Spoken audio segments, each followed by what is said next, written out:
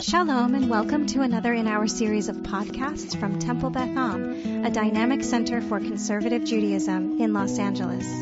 This is Meditation and Mindfulness with Rabbi Adam Kligfeld. Hello everyone. Good morning to all those who are here in Pilch Hall, Temple Beth Am.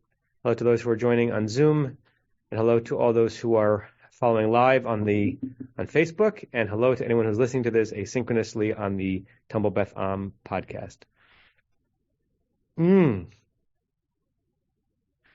Some weeks' meditations are needed more than others, which can be a pitfall, because sometimes when you need something more, you expect more out of it, and then it delivers less.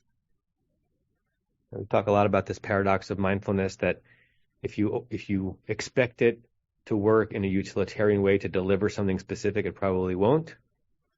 But if you commit to the practice, over time it probably will deliver.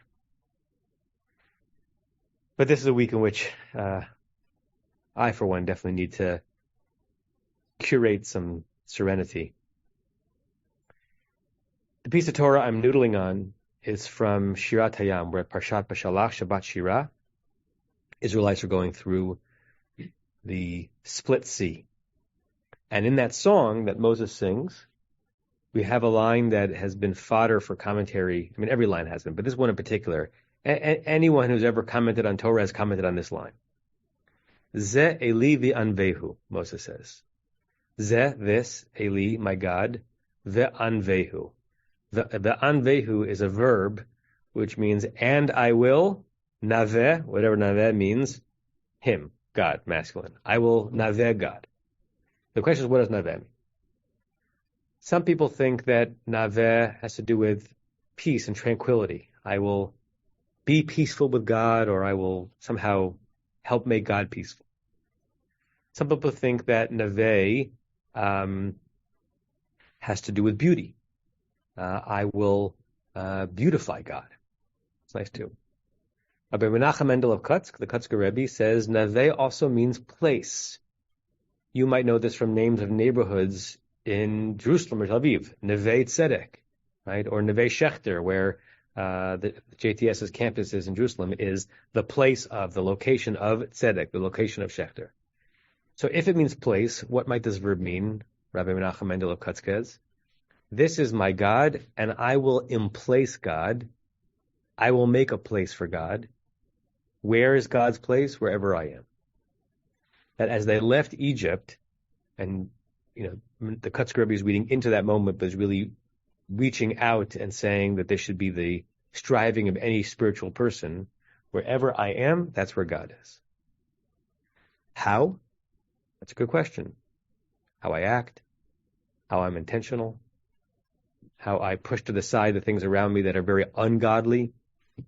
But my goal as a human being and my goal as a religious person is to say, Ze Eli, I'm committed to this notion of divinity, whatever it is, Ve'anvehu, I take it upon myself to make my place God's place. God's place, my place. So that's a real challenge. But it's helpful to be reminded that that is our challenge, because sometimes just being reminded that that is our challenge is what helps us feel that we're actually doing something of substance. So with that in mind, please close your eyes if you haven't already. And sink into yourself and into this moment. Let it envelop you, encase you. Let the moment itself hold you.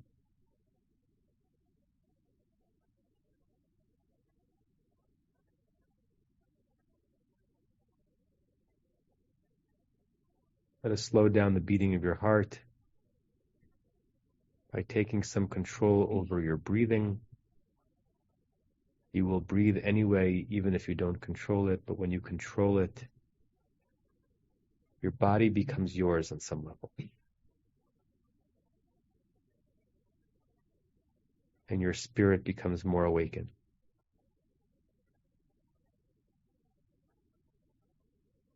Place your feet flat on the ground in front of you. Let your shoulders hang loose in their sockets. holding no tension. And let your hands be heavy on your legs, as if they're merging. Let all of the gravitational pull on your body be unresisted, except for your spine. Your spine is fighting gravity. Everything else is submitting.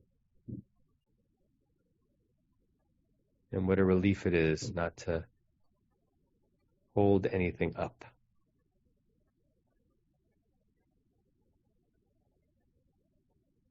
Even your eyeballs in their sockets are wonderfully heavy.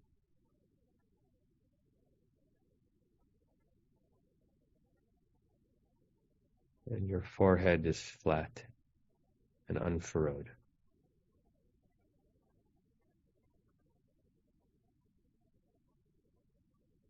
You try to breathe in through your nose and out through your mouth,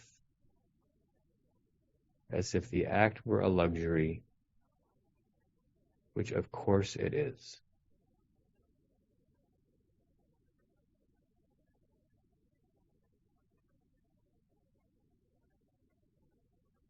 Try to breathe yourself into an experience of poised rest, where you are focused, alert, very present, and very at ease, awash in rest.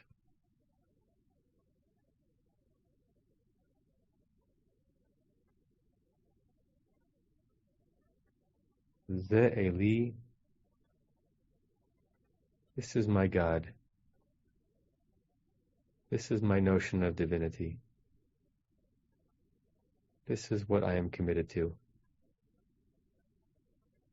This is what I believe a godlike life demands. This is what I aspire to. Ve'anvehu. I will make a place for it. I will make a place of God. The 4 cubits around me will be Makom Hashem. Where I travel, so does the Spirit of the Holy One. My words, look on my face, my attention to others,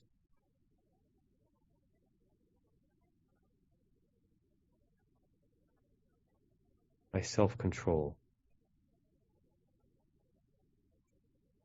my mitzvot. Ze Eli ve'anvehu. This is my God, only if I make a place for God, wherever I make a place for myself.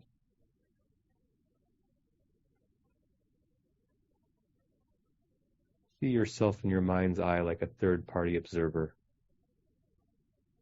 going through the moments of the day that are coming up,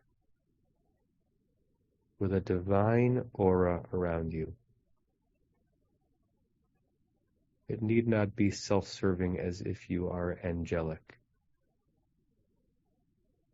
It is a challenge to earn that aura that you conjure. See interactions during which you might be challenged to do this, during which a less than godly presence would feel so satisfying. Ze Eli ve'anvehu. This is my God. I make a place for God.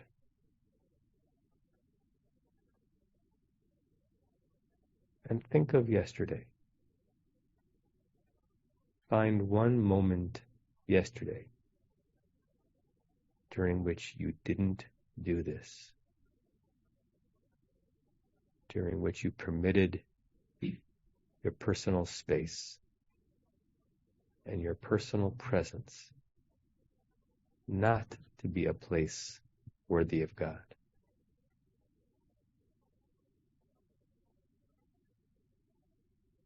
Don't harangue yourself, but look curiously. What got in the way? What was so tempting? Why in that moment could you not make a place for God? This is an aspiration. We expect no comprehensive obedience to it. Ze Eli Vanvehu. We think it, we meditate on it, we sing it, and then we attempt it.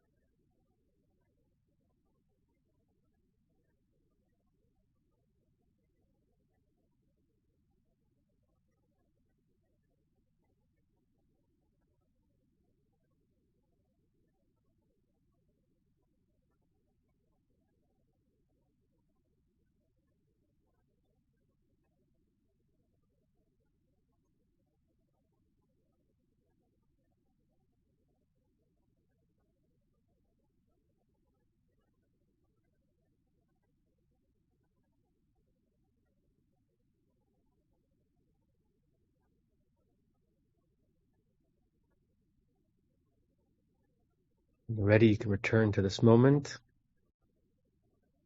hopefully with some sense of what your work is for the day. I'll share the closing meditation prayer,